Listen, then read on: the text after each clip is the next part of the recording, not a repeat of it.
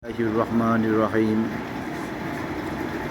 قال الله تعالى في كلامه المجيد والفرقان الحميد بسم الله الرحمن الرحيم إن صلاتي ونسكي ومحياي ومماتي لله رب العالمين وقال رسول الله صلى الله عليه وسلم الطهور شطر الإيمان আল্লাহ পাকের দরবারে আমাদের লাখো কোটি শুকর যে মহান আল্লাহ তাআলা আমাদেরকে দুনিয়ার বুকে প্রেরণ করেছেন এবং সেই আল্লাহ তাআলা আমাদেরকে আল্লাহ তাআলার মেহেরবানিতে দুনিয়ার বুকে সৃষ্টি করার পরে আল্লাহ তাআলা আমাদেরকে বারবার করে পরীক্ষা নিরীক্ষা করতেছে। আল্লাহ তাআলা পরীক্ষা নিরীক্ষা আমাদের কোথায় করে? একমাত্র আপনার আমার ইমানের পরে করে, আর কোনো কিছুর পরে আল্লাহ তাআলার কোনো পরীক্ষা নেই। আমরা কি করলাম আর না করলাম এটা দেখাশোনা নাই। আল্লাহ তাআলা শুধু আমাদের একটা জিনিসের দিকে লক্ষ্য করে যে আমার বান্দার ঈমান সঠিক আছে কি না।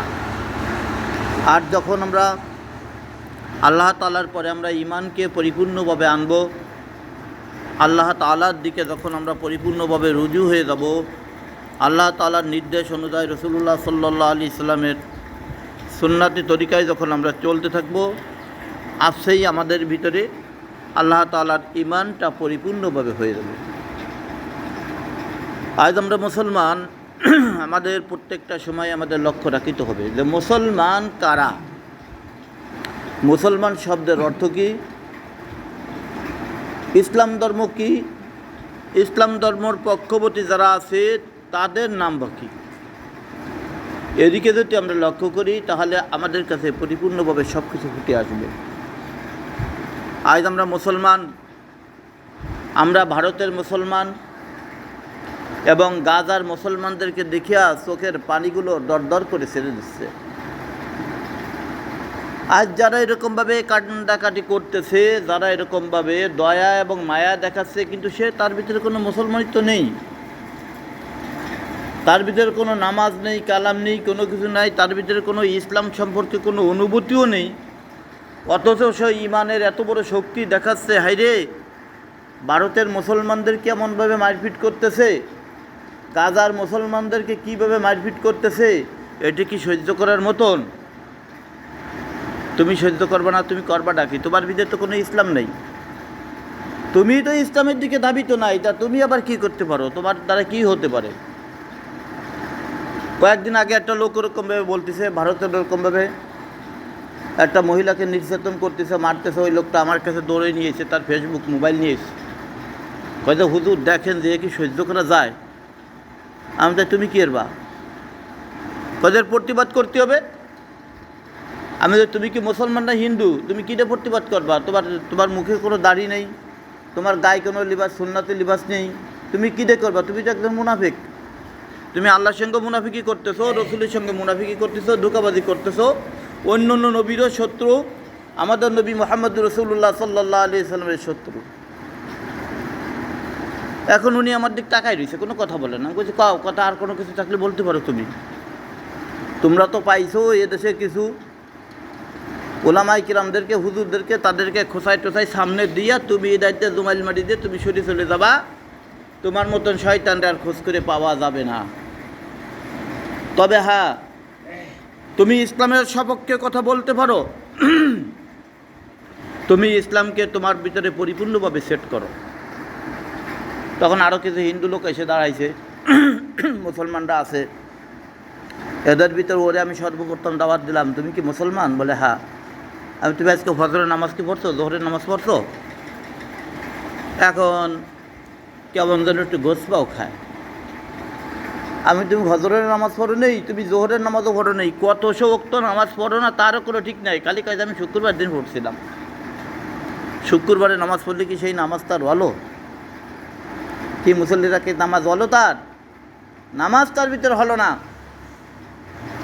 তারপরে তারে আমি অন্য একটা দাওয়াত দিয়ে দিলাম যে তুমি দাওয়াতটা নিয়ে যাও, তুমি ইসলামের সপক্ষে কথা বলতেছো আবেগের কারণে, তোমার ভিতরে কোনো কিন্তু মানসিকতা কোনো কিছু নেই।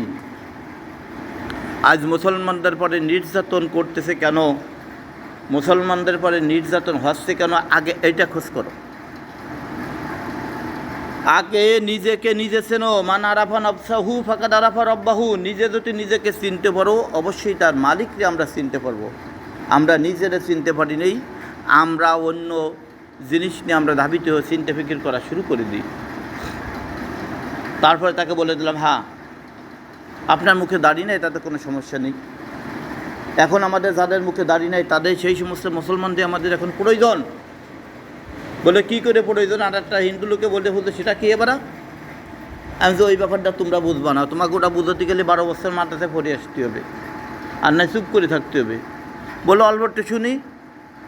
আমি কইছি যেরকমভাবে তোমরা আজকে আমাদের ইসলামের পরে হাত তুলছো, আমি দাড়িওয়ালা মানুষ যদি সম্মুখে যে দাঁড়ায়, তোমাকে মতন দাড়ি চাষা মানুষের মনে মনে ভাববে না যে হুজুরি মুক্ত বুড়ো হয়ে গেছে, ওনার তো বয়স হয়ে গেছে, 45-50 বছর হয়ে গেছে, ওনাকে কাজ করতে কোনো সমস্যা নাই। আর যদি আমি দাড়ি টাড়ি সাইসে উচিতে যাই তোমার সম্মুখে দাঁড়ায়, তখন তুমি একটু ভয় পাবা না। এই জন্য এখন আমাদের দাড়ি চাষা মুসলমান দরকার। এই লোকটা যে কথা বলছে ওর ইমানের জোশ আছে, ওর ইমানি শক্তি আছে। যদিও বসে নামাজ না পড়ে, তারপরেও তার ইসলামের দিক দেখাইয়া, মসজিদের দিকে তাকাইয়া, বরকার দিকে তাকাইয়া তার মনটা কাটতেছে যে হাইরে কী অবস্থা হচ্ছে আজকে, মুসলমানদের পরে এত নির্যাতন কেন? আমরা মুসলমান তো নির্যাতন তো আজকের থেকে, তো নির্যাতিত তো আজকের থেকে আমরা নয়, আমরা তো সেই আদি পূর্বের থেকে। হজরতে আদম আলাইহিসসালামকে যখন আল্লাহ তাআলা তৈরি করতে গেলেন, তখন থেকেই মানুষের শত্রু এসে দাঁড়াই গেল। আল্লাহ কোরআনের ভিতরে অহরহবার বলতেছে, ইন্না শাইতান লিল ইনসানি আদুব্বু মুবিন। শয়তান হচ্ছে মানুষের প্রকাশ্য শত্রু। শয়তানের চিহ্ন কি? একবার হজরতে মুসা আলাইহিসসালাম আল্লাহর সঙ্গে এবং মুসা আলাইহিসসালামের সঙ্গে এত সম্পর্ক ছিল, মুসা আলাইহিসসালাম আল্লাহকে যতগুলো প্রশ্ন করেছে, সারা পৃথিবীর মানুষ মিলেও এতগুলো প্রশ্ন আল্লাহর সঙ্গে কেউ করতে পারবে না বা পারি নাই। এতগুলো প্রশ্ন মুসা আলাইহিসসালাম আল্লাহর সঙ্গে মন খোলা কথা বলেছে।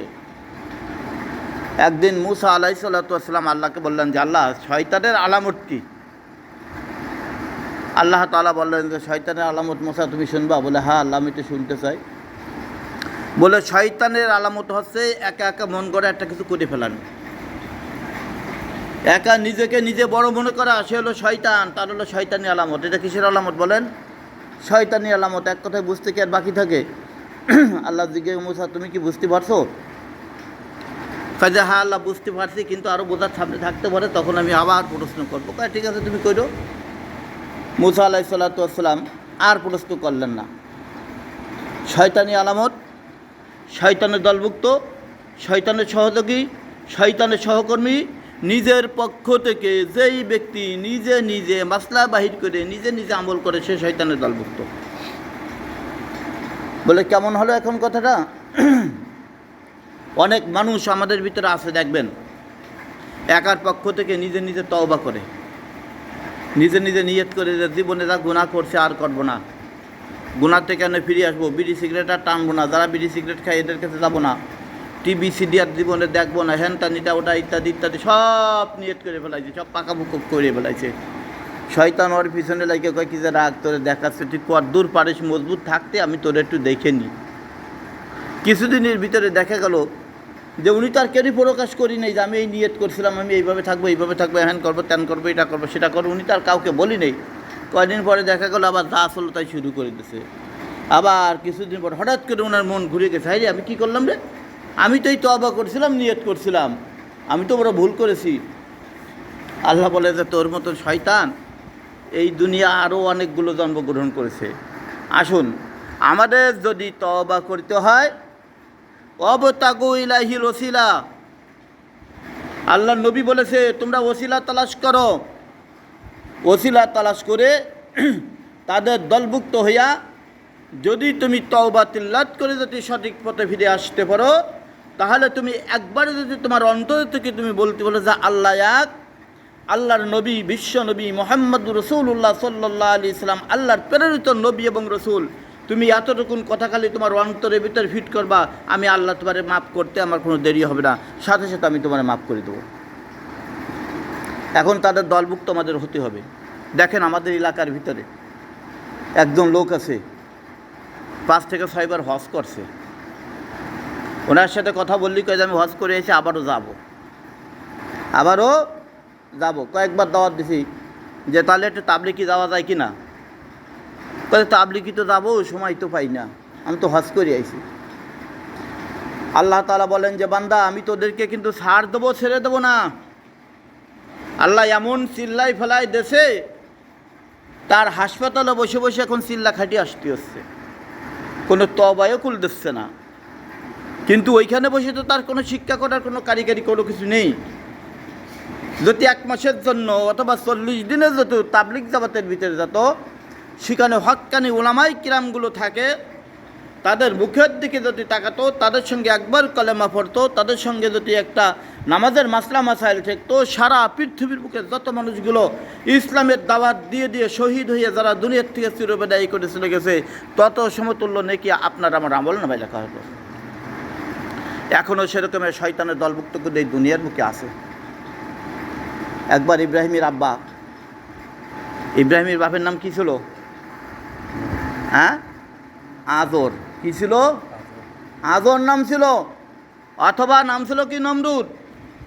দেখেন না গজালি বিতাকে এক ডেকেছেন ইব্রাহিম নবী, নমরুদে আগুনে ফেলি, আগুন হইল ফুলবাগিচা ফসম জ্বলে না, খোদা তোমায় ডাকতে জানি না, ডাকার মতন ডাকলে খোদা কেমনি শোনেন না। ইব্রাহিম আলাইহিসসালাম ইমানকে সঠিকভাবে একার পক্ষ থেকে একা ইমান এনে এক আল্লাহকে আল্লাহ বলে স্বীকার করেছিল। আল্লাহ বলেছিল যে ইব্রাহিম তুই যখন আমাকে আল্লাহ বলে ডাক দিছিস, তুই যখন আমার দিকে তুই অগ্রগতি হয়েছে, রুজু হয়েছিস, তোর বাপ হলো নমরুদ, তোর বাপ হচ্ছে এমন একজন ব্যক্তি যে নাকি আমার সমতুল্য কক্ষ হইয়া, আমার সমতুল্য হইয়া সে আজকে দুনিয়ার বুকে খোদাই দাবি করেছে। তুই তার সন্তান হইয়া যখন আমার দিকে তুই ধাবিত হয়েছিস, আমি আল্লাহ তোকে সাহায্য করবো, আমি তোর পিছনেই আমি আছি। এরপর ইব্রাহিম আলাইহিসসালামকে কী করা হলো? সাজা দেওয়া হলো। সর্বপ্রথম তো ইব্রাহিম আলাইহিসসালামকে আগুনের ভিতরে নিক্ষেপ করা হয়নি। সর্বপ্রথম ইব্রাহিম আলাইহিসসালামকে শিক্ষা দেওয়া হয়েছে, বুঝানো হয়েছে নমরুদের পক্ষ থেকে। বিরাট আকারে ডাইরেক্ট বড় বড় পাদ্রী শিক্ষিত ওই জামানার লোকজন ডেকে নমরুদ বলতেছেন, তার নিজের ভাষায় বলতেছেন যে আমি ওই সময় অনেকগুলো টাকা খরচ করে আমার ওই ছেলেকে প্রাইভেট পড়াবার জন্য আমি তাদেরকে সেট করে দিছি। অথচ ইব্রাহিম আলাইহিসসালামকে সাহায্য করতেছে কে বলেন? আল্লাহ। যেই ব্যক্তি ইব্রাহিম আলাইহিসসালামকে প্রাইভেট পড়াবার জন্য অঙ্ক নিয়ে যখন বসে, গ্রামার নিয়ে যায় বসে, ইব্রাহিম আলাইহিসসালাম তাকে একটা দাওয়াত দেয়। দাওয়াত দেওয়ার পরে বলে যে হ্যাঁ ইব্রাহিম, তুমি যেটা বলতেছো এইটা তো সত্য কথা, কিন্তু আমি যদি এখন এইটা আমি গ্রহণ করি, তোমার আব্বার চাপে আমি থাকতে পারবো না, আমার সাথে সাথে হত্যা করে দেবে। ইব্রাহিম, আমি তোমার পক্ষে আছে, আমি আর তোমার জীবনে কোনোদিন পড়াতে আসবো না। আমি ওইদের স্বীকার করে গেলাম যে এক আল্লাহ, আল্লাহই সঠিক, আল্লাহই সব কিছু করার মালিক, আল্লাহ খানি মালিক, পরানি মালিক, আল্লাহ সব কিছু করার মালিক। ইব্রাহিম, আমিও তোমার পক্ষবর্তী হয়ে চলে গেলাম। কিছুদিন পরে ওই শিক্ষকরা ডাকায়, এই শিক্ষক এদিকে আসো, পাদ্রী তুমি আসো। বলে কি? বলে ইব্রাহিম কতদূর শিক্ষা দিছো? কয় যে খোদা, এমনই একটা লোককে আপনি আপনারা শিক্ষা করতে ফাটাই দিয়েছেন, যারে আমি শিক্ষা করতে যাইয়া তার কাছ থেকে শিক্ষা নিয়ে আমার ঘুরে আসতে হয়েছে। বলে তাই তুমি বলো নেই কেন? বলে আমার স্মরণ নেই, আমি চিন্তা করতেছি এই কয়দিন আমার সে কী দাওয়াত দিল। বলে কি দাওয়াত দিয়েছে বলো? বলে ইব্রাহিম আলাইহিসসালাম আমাকে একটা মাত্র দাওয়াত দিয়েছে, লা ইলাহা ইল্লাল্লাহ। আমার একটা দাওয়াত দিয়ে দিয়েছে, একমাত্র আল্লাহ, আল্লাহ ছাড়া কোনো কিছু হয় না। আল্লাহ মানুষ ব্যতীত সব কিছু করতে পারে, আল্লাহর কোনো মানুষের কোনো প্রয়োজন নেই। ও দুনিয়ার মানুষ, তোমরা যদি কেউ একবার দুনিয়ার বুকে বসে একবার আল্লাহকে যদি সঠিকভাবে ইমানকে মজবুত করে যদি একবার লা ইলাহা ইল্লাল্লাহ বলে আল্লাহকে ডাক দিতে পারো, আল্লাহ তাআলা তোমার একটা ডাকের বিনিময় তোমার জন্য 10টা করে ডাকের উত্তর দিয়ে দেয়। সুবহানাল্লাহ। কে বলতেছেন? ইব্রাহিম আলাইহিসসালাম বলে দিয়েছে ওই পাদ্রীরে। এখন কয় কি যে তোমার বেতন বন্ধ, দ্বিতীয় আর একজন দিয়েছে। এইভাবে একজন নয়, দুইজন নয়, 70 জন পাদ্রী পাল্টাইছে ইব্রাহিমকে শিক্ষা দেওয়ার জন্য। আর আজকাল আমাদের ছেলে মেয়েদেরকে সেই নমরুদের শিক্ষা দেওয়ার জন্য রহ শিক্ষক রেখে রেখে ছেলে মেয়েদেরকে শিক্ষা দেওয়া হচ্ছে। তবে কোরআনের শিক্ষার ভিতরে খুবই কম। কোরআনের শিক্ষা আমাদের ভিতরে নেই বললেই চলে। কয়জনের ছেলে মেয়ে কোরআন শরীফ সঠিকভাবে পড়তে পারে? কয়জনের ছেলে মেয়েকে এরকমভাবে পাওয়া যাবে যে আমার ছেলে মেয়ে কোরআন শরীফ পড়তে পারে? কিন্তু ভুল ধরার ছেলে মেয়ে অনেকগুলো আছে। আমাদের বংশের ভিতরে একজন তৈরি হয়েছে, আমার মনে হয় অল্প দিনের ভিতরে কোথায় উমাইয়া ইবনে খালদ আর কোথায় নমরুদ, কোথায় ফিরাউন, এদেরকে অতিক্রম করে চলে যাবে। আমাদের দেশের ভিতরে, আমাদের নিজেদের একজন সেই এসে কোরআনের ভুল ধরেছে। আমার বলে যে ওনার পিছনে নামাজ হয় না, উনি কোরআন শরীফ পড়তে পারে না, উনি রুকু দিতে পারে না, সিজদা দিতে পারে না।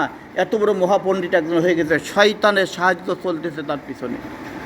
দোয়া করতে হবে যে আল্লাহ যেন তাকে শয়তানের থেকে, শয়তানি মতবাদ থেকে যেন আল্লাহ তাকে হেফাজত করে। তবে মানুষ বলতে ভুল থাকতে পারে, আমারও ভুল হতে পারে। ভুল হলে যদি আমার চাইতে কেউ ভালো পারে বা পড়তে জানে, সে তো আমার এসে গোপনে শিক্ষা দেবে। যেরকম নমরুদ তার ছেলেকে শিক্ষা দেওয়ার জন্য একজন নয়, দুইজন নয়, 70 জন মহাপাদ্রী শিক্ষিত মহাপণ্ডিত তাদেরকে দিয়েছিল যে তুমি ইব্রাহিমকে একটু প্রাইভেট পড়াবা, অল্প একটু প্রাইভেট পড়াবা। সেই প্রাইভেটের নাম কি? যে ওই আল্লাহর নামটা ভুলে যাবে, আমারে খোদা কবে। একজন যায়, একজন কন্ট্যাক্ট করে গেছে, ঠিক আছে আমি যাব, আমার বেতন বৃদ্ধি করে দিতে হবে। সে গেছে, কিন্তু ইব্রাহিমের সাহায্য করতেছে কে বলেন? আল্লাহ সাহায্য করতেছে। যত বড়ই মহাপণ্ডিত তুমি আজকে টাকা নিয়ে যাও, পয়সা নিয়ে যাও, কখনো তোমার দ্বারা সম্ভব হবে না, যেহেতু এখানে সাহায্য চলতেছে আল্লাহর। ইব্রাহিমের নিয়ত ছিল আলাদা। আমরা আজ মুসলমান, আমাদের নিয়ত যদি সেরকমভাবে হয়, আল্লাহর পক্ষ থেকে অবশ্যই আপনার আমার পরে সাহায্য আসবে, রহমত চলে আসবে। আজ আমাদের ঈদুল আজহা সামনে আসতেছে। কোরবানি দেওয়ার জন্য স্বামী স্ত্রীর ভিতরে গোলমাল পিটাপিটি চলতেছে। একজনের স্ত্রী তার স্বামীকে বলতেছে যে একটা প্রাইভেট কার ঠিক করবা। বলে কেন? আমি প্রাইভেট কার ঠিক করবো কেন? কাজে আমি কুরবানির গরু কিনতে যাব। দেখছেন আছে কি না? এরকম আছে না? একজন দুইজন আছে নাকি? অনেকগুলো আছে। কাজে আমি কুরবানির গরু কিনতে যাব। তখন আমার এসে কষ্ট, হুজুর বাড়ির ভিতরে তো আমার ওয়াইফকে রাখার মতন কোনো সম্ভব না। ওখানে ওয়াইফ বলি না, ওখানে বউই বলছে বাংলা ভাষায়। যেহেতু সে লোক একটু সাধারণ নামাজ কালাম করে, মোটামুটি সুদ ঘুষ খায়, একটু টাকা পয়সার মালিক, কইছে অল্প কিছু। কয় যে আমার ওয়াইফ আমার সঙ্গে গরু কিনতে যাবে, এলো আমি করছি, সে কয় যে আমার বউ যাবে। আমি যে তাই কি করা যাবে? কয় যে নবীরা তো নিজের স্ত্রীকে নিয়ে বর্মন করছে, সব কিছু করছে না? বলে হ্যাঁ করছে। কয় যে আমি যাবো। আমি কাছে তাই আমাকে সে ভাবি তো পর্দা ব্যবহার করে না। কয় যে পর্দার কথা বললে তার পছন্দ হয় না। কয় যে পর্দা কী? পর্দা তো মনের ভিতরে সব কিছু, একটু মাথা ডেকে রাখার দরকার, ডেকে রাখলে গেল। আর তো ঠিক আছে, যখন যাবে ওনার একটা মাস্ক পরিয়ে যাতে বলবেন। কয় যে করোনার সময় করোনা গেল, তাই একটা জীবনে মাস্ক পরলো না, তার দম আটকে যায়, তার হার্টের সমস্যা, তার বহির ভিতর থরথর করে কাঁপে, আমাকে তার বুক ফারিয়ে এলাই দেবা। কয় আপনি কীরকম একটা কথা বলেন, তার বুকটা ফারিয়ে এলাই দেবো। আমি ওদের দুনিয়ার থেকে ওরে গজব দেওয়া ভালো, আল্লাহ ওরে গজব না দেয়, সে থেকে হেফাজত করো। সে একটা মাস্ক পরে যাক, আর কি করুক, হাতে সে কী করে যাক, হাতের যে সমস্ত মোজা দিয়ে হাঁটতে যায়, এইগুলো যেন সে পড়ে যায়। কয় যে হুজুর এটারে একটাও শুনবে না। আমাকে যদি না শোনে তাদের দাওয়াত দিয়ে দেবা যে যখন তুমি গরু হাটে যাবা, গরু হাটের থেকে বিরাট বড় একটা রোগ ছড়াচ্ছে, এই রোগটা তোমার ভিতরে চলে যেতে পারে, তুমি এর থেকে হেফাজত থাকো, এর থেকে সরে থাকবা।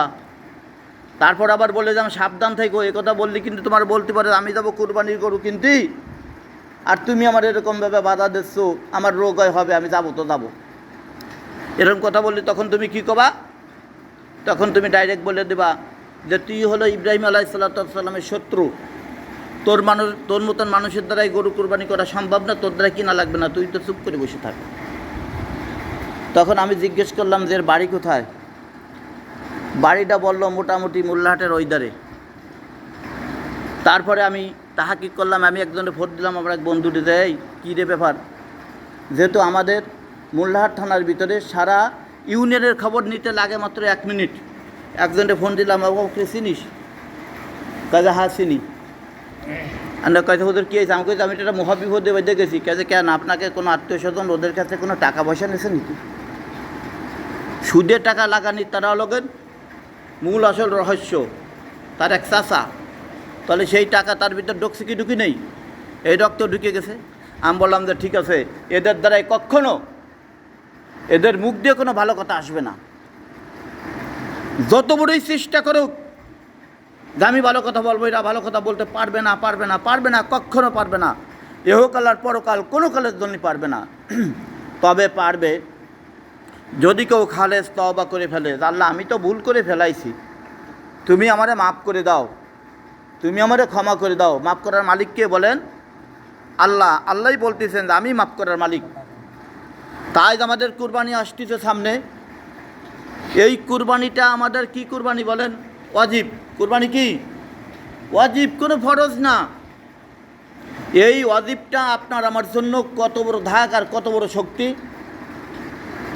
এই ওয়াজিবটা পড়াই আমাদের ফরজের কাছাকাছি। আল্লাহর হুকুমকে এখানে আমাদের পালন করতে হবে। আল্লাহ তাআলা যে হুকুম করেছে আমাদের সেই হুকুম অনুযায়ী চলতে হবে। ইব্রাহিম আলাইহিসসালামের যে সুন্নাত আছে, ইব্রাহিম আলাইহিসসালামের পর সুন্নাত ছিল, আমাদের পরে ওয়াজিব এসে গেছে।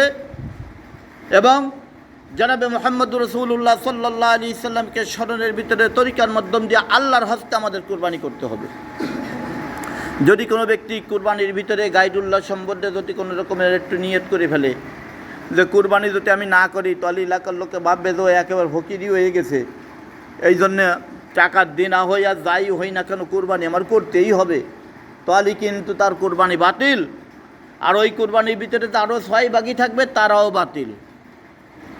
সাবধান, কুরবানি যারা দেবেন তারা সাবধান থাকবেন যে একজনের নিয়তের বিনিময়ে আমাদের সমস্ত নিয়তগুলো বাতিল হয়ে যাবে। তবে কোনো ভাই প্রশ্ন করতে যে হুজুর আমার তো একটা কুরবানি দেওয়ার কোনো সমর্থন নেই, এখন আমি কি করব? ওই ব্যক্তি তো আমাদের এই কুরবানির ভিতরে আছে, এখন তো আমি একাও একটা কিনতে পারতেছি না, এখন আমি কি করব? তার মাসলার ব্যাপারটা আলাদা আছে, সেটা পরে বলা হবে। এখন এই যে কুরবানি আমাদের জন্য আসছে, এই কুরবানি আমাদের ওয়াজিবির আগে আমাদের আপনার আমার জন্য কয়েকটা নফল ইবাদত আছে। কি ইবাদত বলেন? নফল ইবাদত। সেই নফল ইবাদতগুলো কি? যেদিন কুরবানির চাঁদ উদিত হবে ওই দিন অথবা ওর আগের দিনে আপনার আমার মুখ, আপনার আমার হাত পা নখ, আপনার আমার মাথার চুলগুলো কাইটে আমাদের সাইজ করে নিতে হবে। যারা কুরবানি করবে তাদের জন্য, আর যারা কুরবানি করবে না তারাও যদি এই নফল ইবাদত করে তাদের পরও বিরাট বড় নেকি আসবে। একটা নফল ইবাদত আমরা কি মনে করি? অনেকে কয় যে দূরও নফল ইবাদত করে কি করব।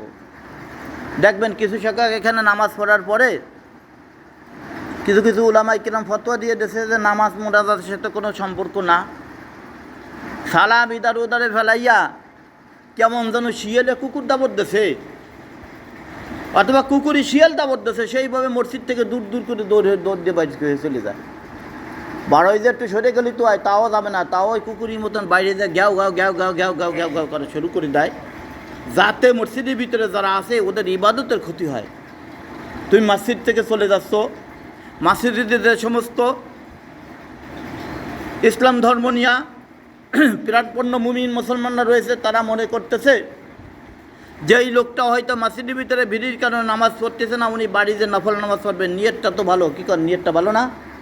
কিন্তু তুমি তা না যাইয়া তুমি ওখানে দাঁড়াইয়া গল্প সল্প করে টেরা মানুষের নফল ইবাদত এগুলো ক্ষতি করতেছে। এই নফল ইবাদত আপনার আমার জন্য কত বড় হবে, কিয়ামতের ময়দানে একটা নফল ইবাদতের কত বড় মূল্য হবে। জনাবে মুহাম্মদুর রাসূলুল্লাহ সাল্লাল্লাহু আলাইহি সাল্লাম বলতেছেন একটা নফলের মূল্য হয়ে যাবে এক একটা ফরজের চাইতেও সমতুল্য বেশি। জনাবে মুহাম্মদুর রাসূলুল্লাহ সাল্লাল্লাহু আলাইহি সাল্লাম বলেন, আমার সাহাবীরা, যেদিন আল্লাহ রাব্বুল আলামিন নিজে কাজী হইয়া যখন বিচার শুরু করে দেবে, আপনার আমার ফরজগুলোর পরে যখন নাকি চার্জ শুরু হয়ে যাবে, একদিকে থাকবে বদির পাল্লা আর একদিকে থাকবে নেকির পাল্লা। আহারে আমাদের যদি কোনো রকমের নেকির পাল্লাটার ওজন যদি কম হয়ে যায়, সাইডের থেকে আমাদের আমল নামাগুলো এবং জনাবে মুহাম্মদুর রাসূলুল্লাহ সাল্লাল্লাহু আলাইহি সাল্লাম আল্লাহকে ডাক দিয়ে বলবেন, আল্লাহ আজ আমার এই উম্মত জাহান্নামে চলে যাবে, একটু যারা সময় দিয়ে দাও। বলবে যে কী সময় দিয়ে হবে নবী, তুমি বলো। জাল্লা আমার এই উম্মতের ভিতরে, তোমার এই বান্দার ভিতরে কোনো নফল ইবাদত আছে কিনা, কোনো ওয়াজিব ইবাদত আছে কিনা। এইবার হঠাৎ করে দেখা যাবে নফল ইবাদতগুলো ওখানে এসে দাঁড়াইয়া যাবে। একটা নফল ইবাদত যখন নাকি আপনার এই ফরজ ইবাদতের পরে দিয়ে দেওয়া হবে, নেকির পাল্লায় দিয়ে দেওয়া হবে, আরে বদির পাল্লাটা কম হয়ে যাবে, নেকির পাল্লার ওজন বেশি হয়ে যাবে। ওই একটা নেকির জন্য আমি আপনি চিরকালের জন্য জান্নাতবাসী হয়ে যাব। তাহলে কি নফলের দরকার আছে কি না বলেন, আছে না? এই নফল আদায় করতে কি আপনার আমার কোনো টাকা পয়সা লাগবে? কোনো টাকাও লাগবে না, পয়সাও লাগবে না। আগের দিনে আপনি রেডি হয়ে গেলেন যে কালকে তো আমাদের কি উঠবে, জিলহজ মাসের চন্দ্র উঠে যাবে, চাঁদ উঠে যাবে, এই তারিখে আমরা নামাজ পড়ার আগ পর্যন্ত আমাদের হাত পা নখ কাটবো না, মোষ কাটবো না, চুল কাটবো না, আমরা নফল ইবাদতের ভিতরে লিপ্ত থাকবো। হতে পারে এই নিয়তের বিনিময় আমি আপনি যদি অন্তকাল করে যাই, এই একটা আমলের বিনিময় কিয়ামতের ময়দানে আল্লাহ তাআলা আপনার আমার জন্য নাজাতের ফয়সালা করতে পারে। কুরবানি তো এখনও দূরে থাকলে নফল করছি, নফলের কথা আসতেছে। তাহলে এই নফল ইবাদতের ভিতরে আমাদের থাকার দরকার আছে কিনা বলেন? কাটা যাবে, কিন্তু নফলটা পালন হলো না আপনার আমার জন্য। 10 দিনের দিন কাটা দেবে। 10 তারিখে আমাদের ঈদ হবে, ঈদুল আজহা। ওই দিন নামাজ পড়ে যাইয়া গরুকে কোরবানি দিয়া, ছাগল কোরবানি যেটা দেবে, এটা দেওয়ার পরে সে যে কী করবে, নামাজ পড়ার পরে কাটতে পারবে। নামাজ পড়ার পরে কী করতে পারবে? কেটে দিতে পারবে। এখন আসেন আমরা যে পশুগুলো কোরবানি করব, অনেক আছে কয় কি আমি পশুর দ্বারা যেতে পারবো না, আমার মায়া লাগে। কি লাগে? মায়া লাগে। কোরবানিতে আসলো কোথায় থেকে? মায়ার থেকে আসলো না চোখ বুঝে কোরবানি করছে সেটির থেকে আসলো? মায়ার থেকেই তো কোরবানি আসলো। হযরত ইব্রাহিম আলাইহিসসালামকে আল্লাহ হুকুম করেছিল, ইব্রাহিম তাও কিসের মাধ্যমে? পরীক্ষা করেছিল স্বপ্নের মাধ্যমে। কিসের মাধ্যমে? স্বপ্নের মাধ্যমে। আর আমাদের হুকুম করা হচ্ছে কি ডাইরেক্ট কোরআনের মাধ্যমে। ডাইরেক্ট কিসের মাধ্যমে? কোরআনের মাধ্যমে। আল্লাহ তাআলা আমাদের পরে হুকুম করেছে, তারপরেও আমাদের জন্য কোরবানিটা ওয়াজিব।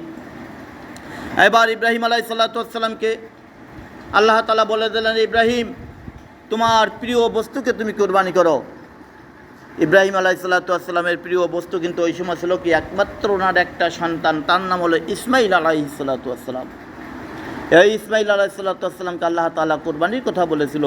আর আমরা যে পশুকে কোরবানি দেবো, এই কোরবানির কথা হাদিসের ভিতরে আসতেছে যে আমরা নিজেরা গরু ছাগল যদি আমরা পালতে না পারি, ভেড়া উট ডুম্ব পালতে না পারি, কমপক্ষে কোরবানির কিছুদিন আগে কেনার পরে তাকে তুমি নিজে হাতে খাবার খাওয়াও, নিজে হাতে তাকে গোসল করাও, নিজে তাকে পানির ব্যবস্থা করো। সেও তুমি মালিক, তোমারে চিনুক। আর তোমার মালিক আল্লাহ, তুমি আল্লাহর হস্তে কাজ করতেছ, ওই জানোয়ারটাই তোমাকে চিনুক। তুমি জানোয়ারকে ভালো করে চিনে রাখো, যেই পশুটা তুমি কোরবানি দেবো তুমি চিনে রাখো। এর ভিতরেও কিন্তু আপনার আমার অনেকগুলো ফায়দা আসতে পারে।